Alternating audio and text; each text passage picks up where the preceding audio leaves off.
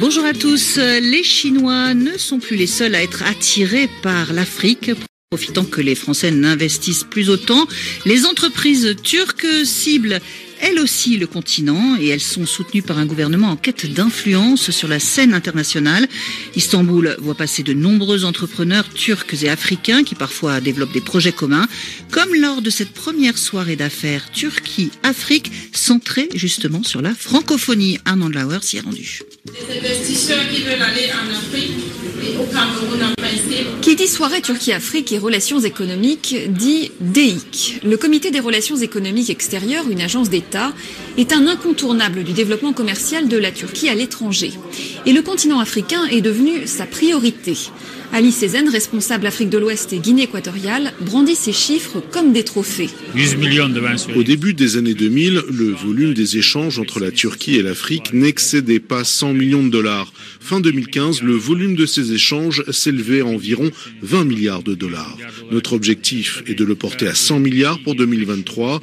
Dans les 25 prochaines années, nous sommes sûrs que l'Afrique deviendra le centre mondial des profits. Rendez-vous compte, la contribution actuelle des États-Unis au commerce mondial est de 16 000 milliards de dollars, mais nous prévoyons qu'en 2050, la contribution de l'Afrique représentera 49 000 milliards de dollars. Parmi tous les secteurs, c'est dans la construction que les entreprises turques sont de loin les plus actives.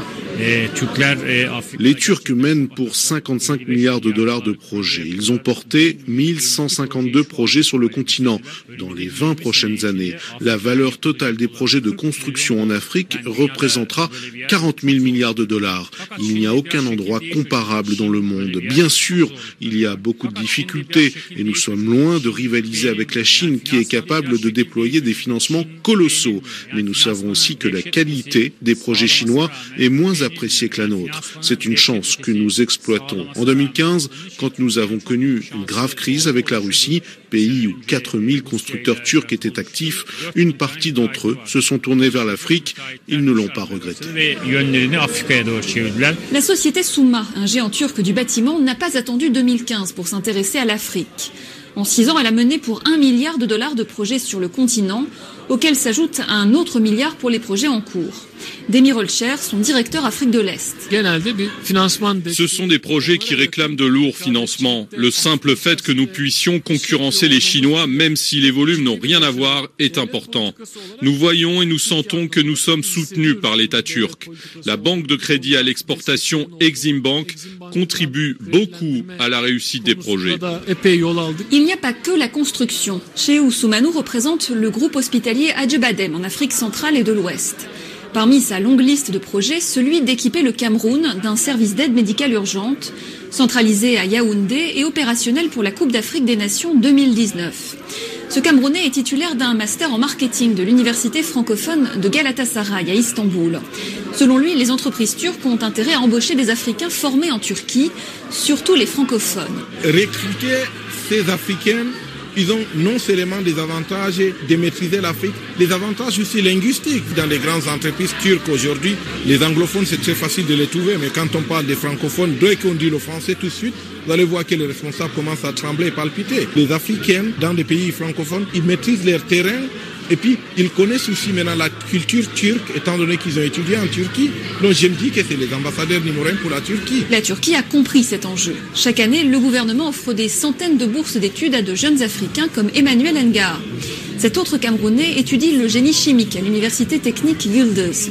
Mais son passage par la Turquie lui a donné d'autres idées, des idées d'entrepreneuriat. J'ai demandé à une compagnie qui fait dans le traitement de l'eau, qui est une très grande compagnie en Turquie, si elle pouvait m'accompagner, parce que j'ai des projets dans le domaine de l'eau pour le Cameroun. Ce qui m'intéresse maintenant, c'est que ma recherche ne va pas s'arrêter dans le laboratoire. Je pourrais en même temps voir à quoi ma recherche peut servir à monsieur tout le monde. Et pour moi, ça, c'est fantastique. Pour mieux s'immerger dans ces milieux d'affaires et partager ses expériences, cet étudiant qui ne manque pas d'humour a créé le blog Manjibo, du nom de son village natal.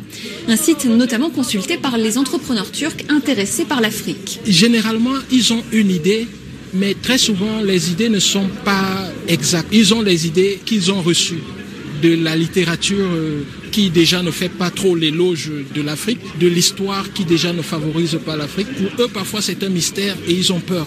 En étudiant ici, en parlant le turc, on peut leur expliquer certaines choses en turc. J'ai fait par exemple déjà près de 3 voyages en Afrique avec des entrepreneurs turcs. Ils tremblaient carrément, ils se disaient mais qu'est-ce que je fais? Il fallait que je les rassure et parfois que je les effraie un peu, vous serez mangés et tout et tout.